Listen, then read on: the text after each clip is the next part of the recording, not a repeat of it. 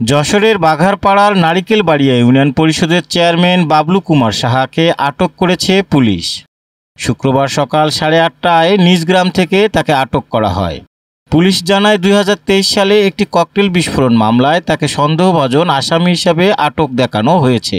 মামলায় আরও অভিযুক্ত আছেন আওয়ামী লীগ নেতা ইঞ্জিনিয়ার বিপুল ফারাজি ও আরও কয়েকজন স্থানীয় জনপ্রতিনিধি। এর আগে একই মামলায় রায়পুর ইউনিয়ন চেয়ারম্যান স্বপনকেও আটক করা হয়। আজ আদালতে হাজিরের পর বাবলুকে জেল হাজতে পাঠানোর নির্দেশ দেন বিচারক। যশোর জেনারেল হাসপাতালের করোনা ইউনিটে চিকিৎসাধীন অবস্থায় মারা গেলেন সাবিলা খাতুন নামের 55 বছর বয়সী এক নারী। তিনি সাতক্ষীরার কলারোয়ার বাসিন্দা। গত 12ই জুন করোনায় আক্রান্ত হয়ে ভর্তি হন এবং অবস্থার অবনতি ঘটায় আইসিইউতে নেওয়া হয়, কিন্তু সব চেষ্টা ব্যর্থ করে দিয়ে 20 জুন বিকেলে তিনি শেষ নিঃশ্বাস ত্যাগ করেন। হাসপাতাল সূত্র জানায় তার পূর্বের শারীরিক জটিলতা করোনার কারণে মারাত্মক আকার ধারণ করে। স্বাস্থ্যবিধি মেনে মরদেহ পরিবারের কাছে হস্তান্তর করা হয়। স্ত্রীর দেওয়া কিডনিতে নতুন জীবন ফিরে পেলেন যশোরের শার্শার বিএনপি নেতা কুদ্দুস বিশ্বাস।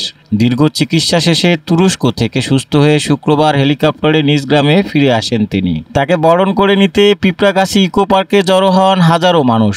কারাগারে মাদক নির্মূল রাতারাতি সম্ভব নয়, তবে কঠোর অবস্থানে রয়েছে কর্তৃপক্ষ, বললেন অতিরিক্ত কারা মহাপরিদর্শক কর্নেল মোহাম্মদ মোস্তফা কামাল। শুক্রবার যশোর কারাগার পরিদর্শন শেষে তিনি জানান, মাদক প্রতিরোধে জিরো টলারেন্স নীতিতে কাজ হচ্ছে। কারাগার সংস্কারের জন্য আগামী 2 থেকে 3 বছরে বড় পরিবর্তন আনা হবে বলেও তিনি জানান।